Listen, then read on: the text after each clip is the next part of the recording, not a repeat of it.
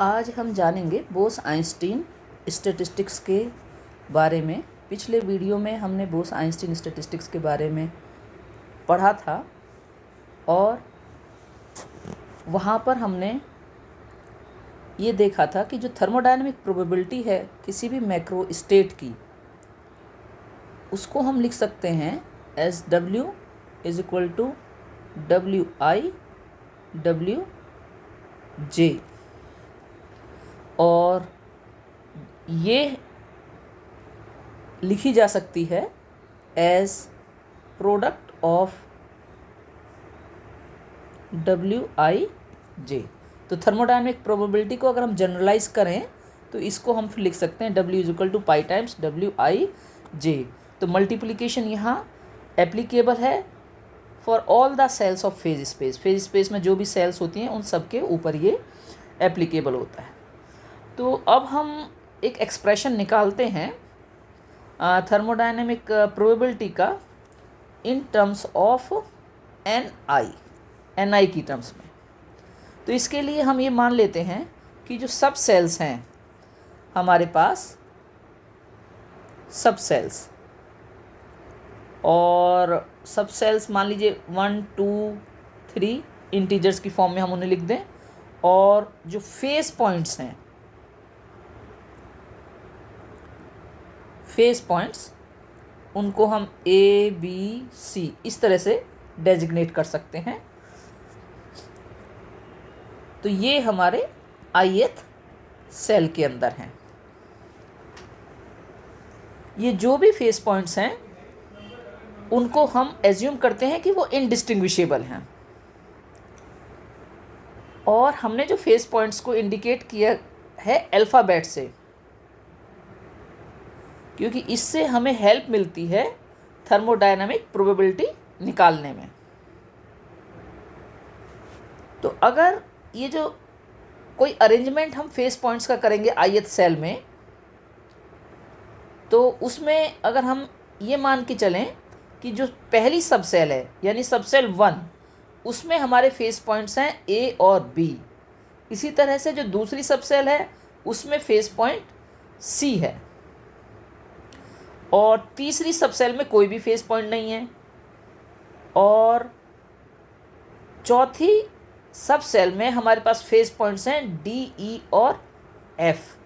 तो इनको हम किस तरह से दिखा सकते हैं कि ये देखिए, ये हमारी पहली सब सेल है और इसको नंबर 1 से हमने लिख दिया है, और ये A और B इसके अंदर फेस पॉइंट है। इसी तरह से हमारे पास दूसरी सब सेल है और इसमें हमारा फेस पॉइंट C है।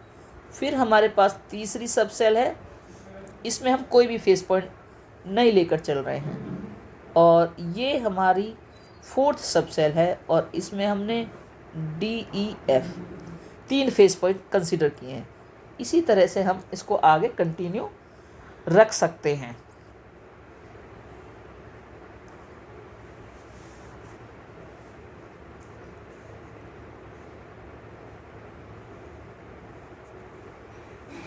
तो ये जो हमने इस तरह का अरेंजमेंट बनाया है, तो ये किसी मैक्रो स्टेट को दर्शाता है। अब ये जो एक सीक्वेंस बन गया है, इस सीक्वेंस में अगर ये चॉइस की जाए कि कौन सी सब सेल सबसे आगे होगी, तो ये हमारे पास चूज़ करने के GI तरीके हैं। तो अगर हम इनमें से एक ये डिसाइड कर लें कि इस सीक्वेंस में कौन सी सब सेल सबसे आगे आएगी, और GI तरीक़ों से हम ये कर सकते हैं। तो अगर हमने ये चूज़ कर लिया तो उसके बाद जो नंबर ऑफ परम्यूटेशंस हैं हमारे पास NI पार्टिकल्स के,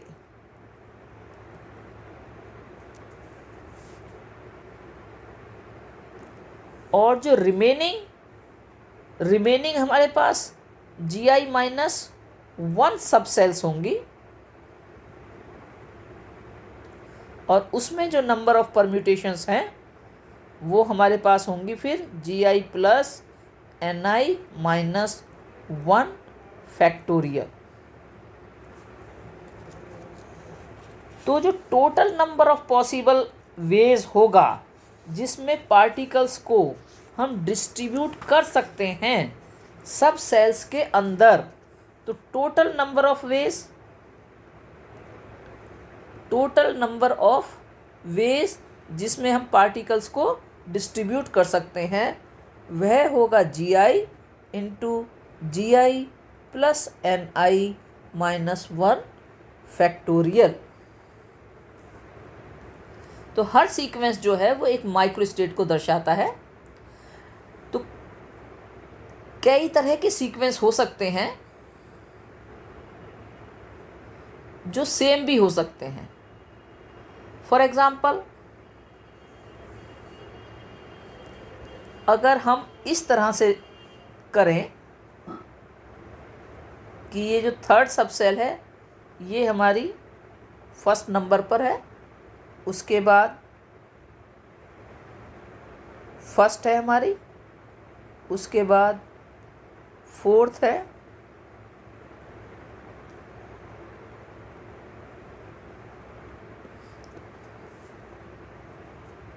तो ये जो सीक्वेंस है ये सिमिलर हो गया पहले सीक्वेंस के। तो अगर हमने इसमें इस तरह से सब सेल जो आगे आ रही है उसको चेंज कर दिया है तो मैक्रो स्टेट चेंज नहीं हो रही है, क्योंकि जो सेम नंबर ऑफ पार्टिकल्स हैं वही सब सेल्स में अरेंज किए गए हैं। तो इस सीक्वेंस में अगर हमारे पास GI सब सेल्स हैं तो जो परम्यूटेशन ऑफ सब सेल्स की वजह से जो डिस्ट्रीब्यूशन अराइज होगा वो कोई नई स्टेट नहीं बनाएगा। तो इस तरह की हमारे पास GI फैक्टोरियल परम्यूटेशंस हो सकती हैं। तो इस वजह से जो हमारा एक्सप्रेशन है, जो हमने ये रिलेशन लिखा है इक्वेशन 1 में, उसको हमें GI फैक्टोरियल से डिवाइड करना पड़ेगा। दूसरा, हम ये भी जानते हैं कि जो पार्टिकल्स हैं वो इनडिस्टिंग्विशेबल हैं। तो जो पार्टिकल्स का परम्यूटेशन होगा उनके बीच में, उससे भी कोई अलग अरेंजमेंट नहीं निकल के आता है, और इस तरह से NI फैक्टोरियल ऐसी परम्यूटेशंस होंगी। तो इसलिए हमें इक्वेशन 1 को NI फैक्टोरियल से भी डिवाइड करना पड़ेगा। जैसे कि अगर हम इसको इस तरह से लिखते हैं CA 2B 3 4 DEF, तो जब हम पार्टिकल्स को आपस में इंटरचेंज कर देते हैं तो उससे भी कोई अलग अरेंजमेंट नहीं बनता है। तो इसलिए NI फैक्टोरियल से भी हमें इक्वेशन 1 को डिवाइड करना पड़ेगा। तो हमारे पास कितने नंबर ऑफ वेज हैं जिनमें कि हम NI पार्टिकल्स को डिस्ट्रीब्यूट कर सकते हैं GI सब सेल्स में किसी ith सेल के। तो उसको हम फिर किस तरह से लिखेंगे, यानी WI बराबर है GI plus NI minus 1 divided by GI factorial and NI factorial. तो इक्वेशन 2 हमें वो नंबर ऑफ वेज बता रही है जिसमें कि हम NI पार्टिकल्स को डिस्ट्रीब्यूट कर सकते हैं GI सब सेल्स में किसी ith सेल की। जो ith सेल है उसके अंदर जो GI सब सेल्स हैं उनके अंदर हम NI पार्टिकल्स को डिस्ट्रीब्यूट कर सकते हैं। दैट कैन बी, उसको हम लिख सकते हैं WI is equal to GI plus NI minus 1 factorial divided by GI factorial NI factorial. तो जो GI फैक्टोरियल है इसको तो आप लिख सकते हो as GI and GI minus 1 factorial. तो इक्वेशन 3 को हम अगर इक्वेशन 1 में यूज़ कर लें तो हमारे पास WI बराबर होगा GI plus NI minus 1 and factorial of course,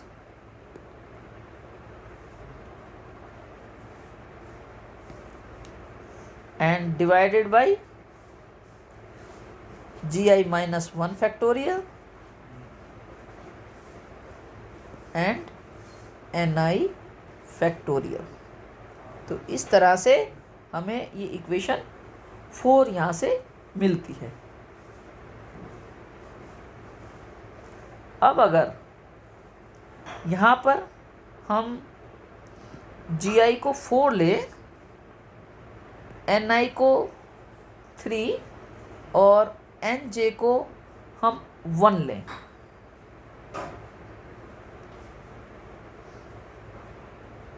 तो WI अगर हम यहाँ से निकालना चाहें तो WI क्या हो जाएगा, 4 plus 3 minus 1 factorial divided by 4 minus 1 factorial and 3 factorial. तो इसको अगर हम सॉल्व करेंगे तो ये वैल्यू आपको मिलेगी 20। इसी तरह से अगर हम इक्वेशन 4 में I की जगह jth सेल के लिए हम इसको लिखेंगे, जहाँ पे I की जगह सब जगह J हो जाएगा, और फिर हम यहाँ से WJ अगर हम निकालेंगे तो ये WJ आपका बनेगा 4 plus 1 minus 1 factorial divided by 4 minus 1 factorial and 1 factorial, और ये वैल्यू आपकी निकल के आएगी 4। तो ये रिज़ल्ट जो पिछली लास्ट वीडियो में हमने निकाला था, ये रिज़ल्ट्स हमें उसी तरह के मिल रहे हैं, सिमिलर रिज़ल्ट्स मिल रहे हैं।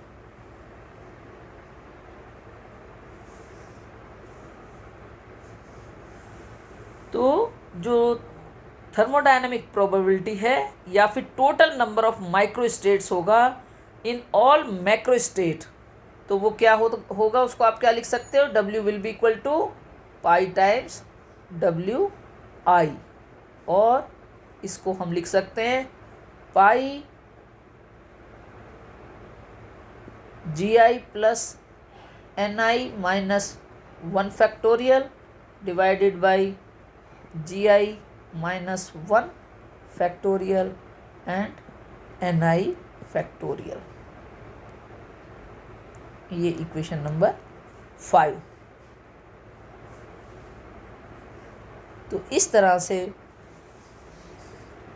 हमें यहाँ पे टोटल थर्मोडायनेमिक प्रोबेबिलिटी या total number of micro states in all macro state, जिसको कि हम थर्मोडायनेमिक प्रोबेबिलिटी कहेंगे, वो हमें इक्वेशन 5 के रूप में प्राप्त होती है।